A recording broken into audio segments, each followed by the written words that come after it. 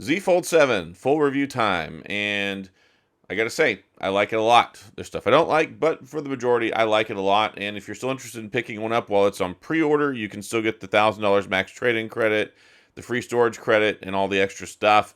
Affiliate link in the description. I like this phone, and I've been using it every day as my daily driver for 2 weeks now. And for the most part, everything is pretty well upgraded, right? We've got the bigger front screen, we've got the bigger interior screen. Of course, some things are still the same, like the charging is still 25 watts. It's still got a 4400 milliamp battery. I want to talk about battery life because battery life has been about what I expected it to be, which is pretty good. It's one of those things where I'm getting all day battery out of it. Yesterday, I got 6.5 hours of screen on time. I still had 20% battery left. I had my settings for my display about 70-80%. Like, I keep my manual brightness up. I don't use adaptive brightness. If you do use adaptive brightness, it'll probably save you some extra battery. I don't have always display on. That does help save a little bit of the battery, and the standby time is pretty good, especially overnight. But yeah, I'm consistently getting 5-6 hours screen on time. 6.5 hours with 20% left is fine. That means you're going to get over 7 hours of screen on time. And when I talk about screen on time, that means the screen is on and you're using it. It's not like it's in your pocket and it lasts for 6 hours. That means you're actively using it. And I've been saying this since the Pixel 4 XL. If I can get 5.5 to 6 hours of screen on time out of the phone, I won't complain. That is good enough for me. That will get me all the way through the day, and then I can throw it on the charger in the evening if I need to. 25-watt charging, it still gets you 0 to 50% in half an hour, which is fine because that's pretty decent charging speed.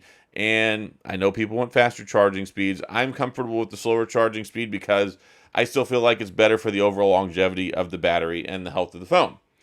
45-watt charging, sure, that would be great. It'll charge a little bit faster, but at the end of the day, I don't see that as being a deal breaker. Now, the things that are deal breakers I want to talk about. I want to get over this real quick because there are two main deal breakers with this phone.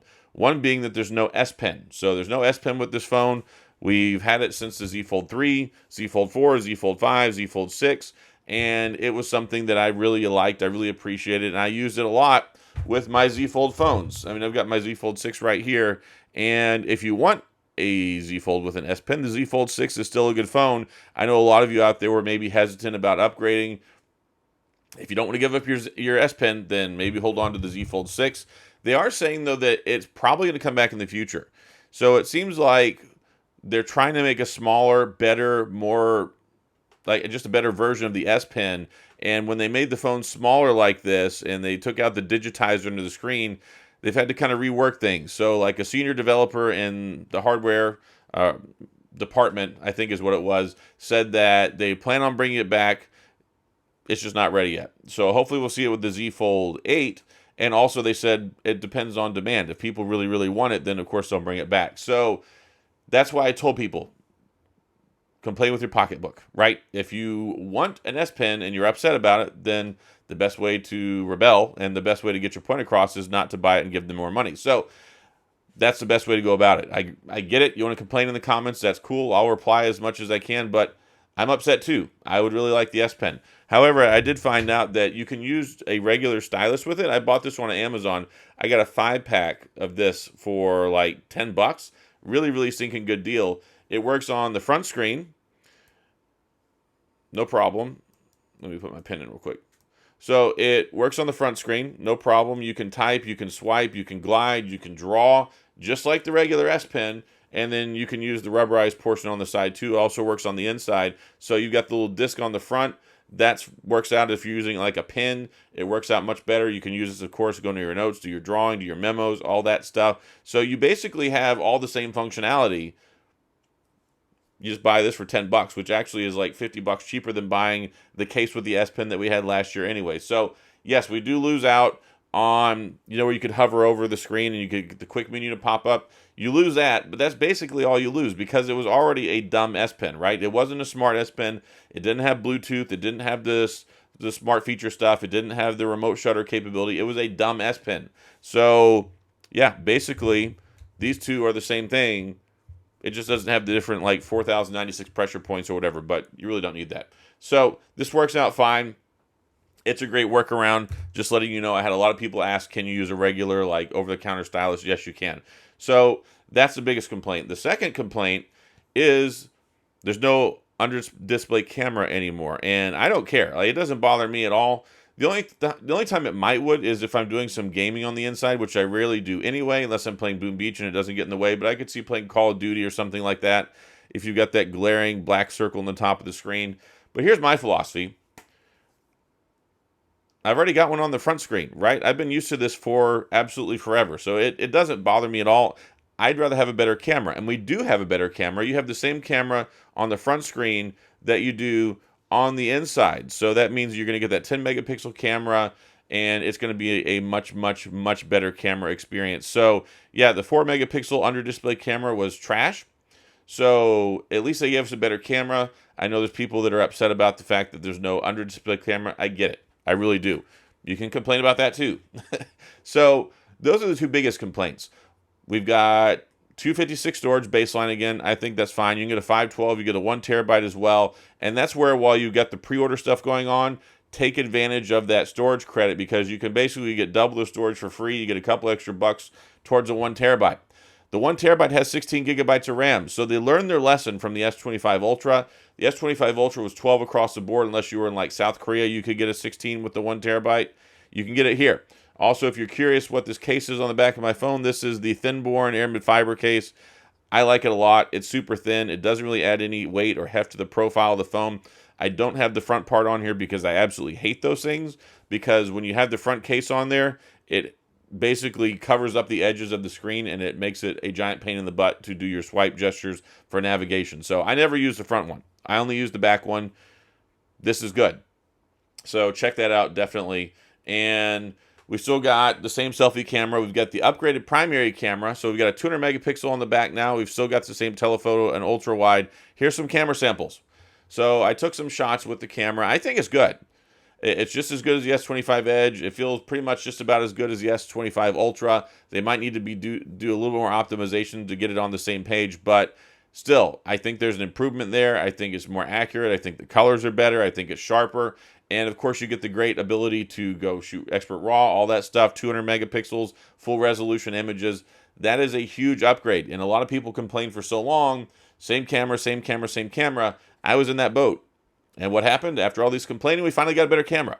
So we do have the 200 megapixel camera. Here, you can see the shots here. Hopefully you like them. I don't go out and take any National Geographic shots. I just snap regular photos that I see from things in day-to-day life. I am not an expert photographer. I tap the shutter. I take a picture.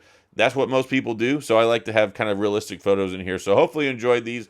I think that it takes perfectly good photos. I have no complaints. Then we've got the bigger front screen experience, which is nice. So this is basically more in line with having a full-size phone. I actually find that I use the inside screen less. Now that the front screen is so good, I use the inside screen less. And then the inside screen, they bumped it up. It's 8 inches now. So we got a big 8-inch screen on the inside. Both of them 2 times AMOLED, 120 hertz, 2600 nits brightness, all that great stuff. You're going to see it outside just fine. The screens are a little glary. Now, they do definitely catch the light. The interior screen is not so bad, but the front screen definitely does catch reflections a lot more. It is ceramic, Gorilla Glass Ceramic 2, which is the same thing as the S25 Edge. It is fantastic. I cannot find a way to really scratch these things in my daily usage. Not that I'm sitting there with like a rock and, cotton swabs in my pocket and trying to scratch it, but carrying the S25 Edge for over a month, I can't find a scratch on it. So I am excited about it. It's the same glass that's on the S25 Ultra. It just doesn't have the anti-reflective properties, which I guess they want to reserve for the Ultra. I don't know. It's not in here. We still have DeX, and we've still got a lot of the other fan favorite stuff. We've got One UI 8. We've got Android 16 on here now, which is the latest and greatest. These are the first phones that get it in the Samsung lineup. Yes, it's in beta on the S25 phones, but it's not here yet. I'm not sure how long till it'll get here, but it is really nice. It's nice. It's polished. It's refined. They did a great job with One UI 7, so the jump to One UI 8, it just happened very quickly, and they launched it with these phones. So I'm happy about that. There's enhancements with the AI camera. There's, of course, AI stuff out the wazoo on this phone. Of course, I still love the fan favorite interpreter app, which I use when I travel, and you can have conversations with folks and things like that. But Gemini, you get all that great stuff built in. So if you like AI, if you like Gemini, if you like Galaxy AI, this is going to be a fantastic option for you. It's great.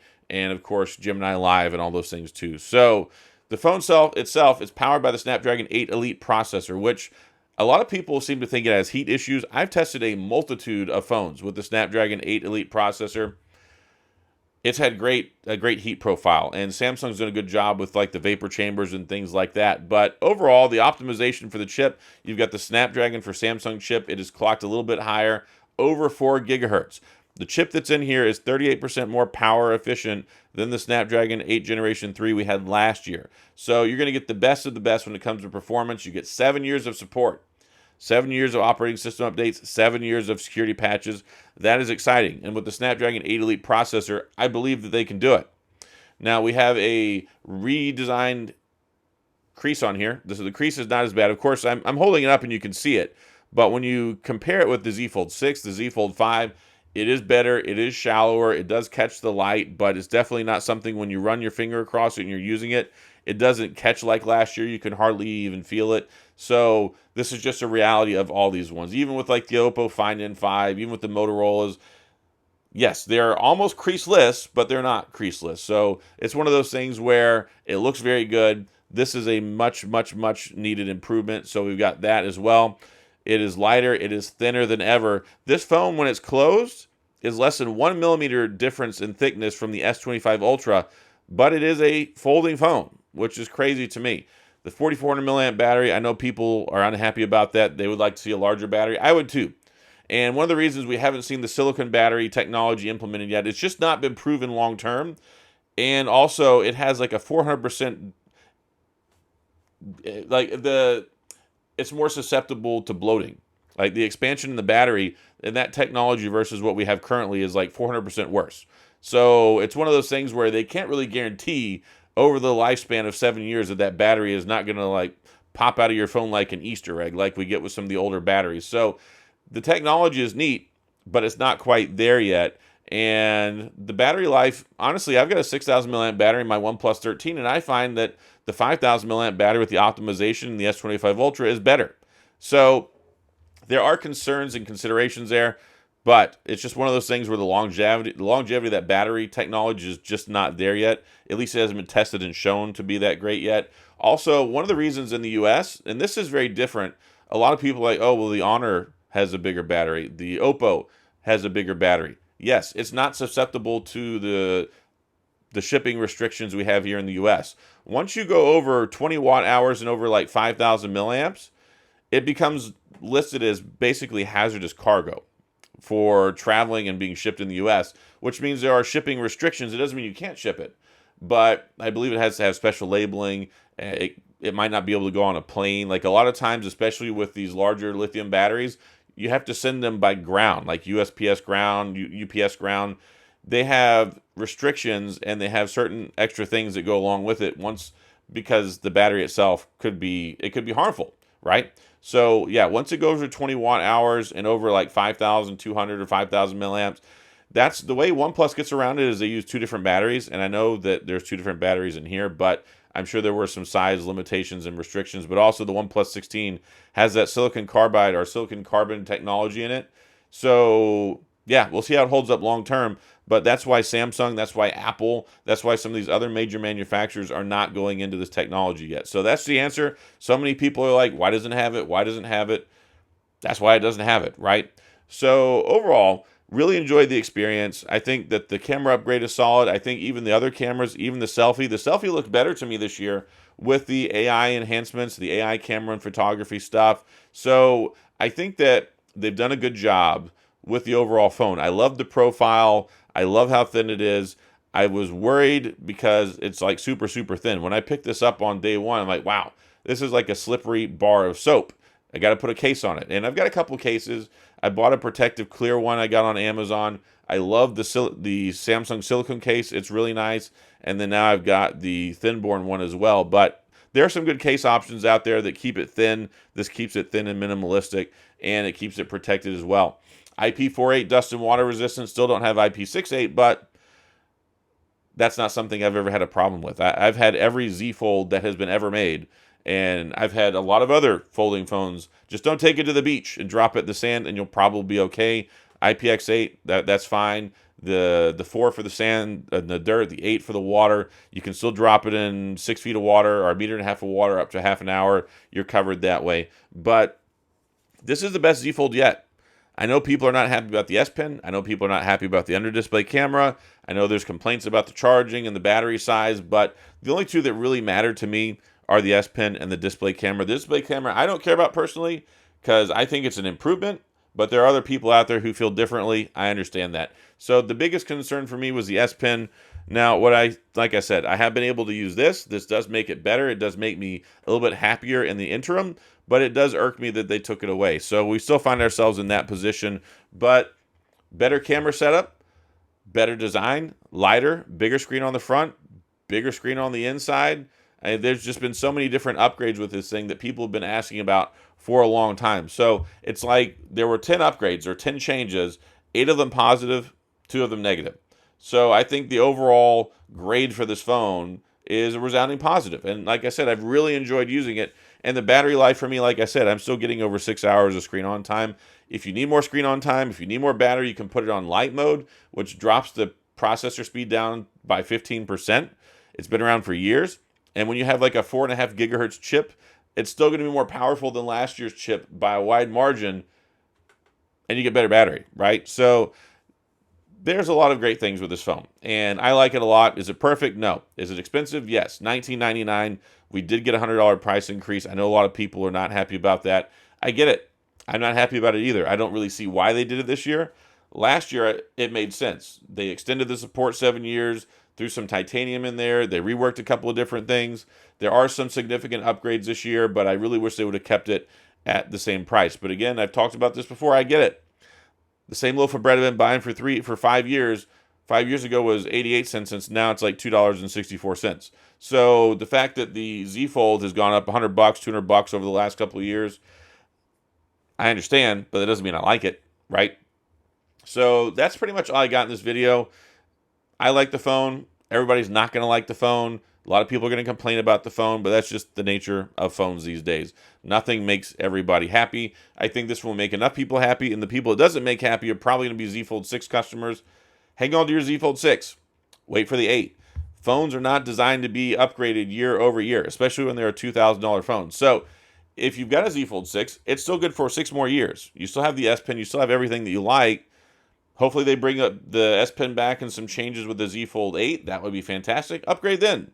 Or upgrade for the Z Fold 9. And a lot of people have these with their carriers anyway. You're locked in with the financial agreement. You're paying installments.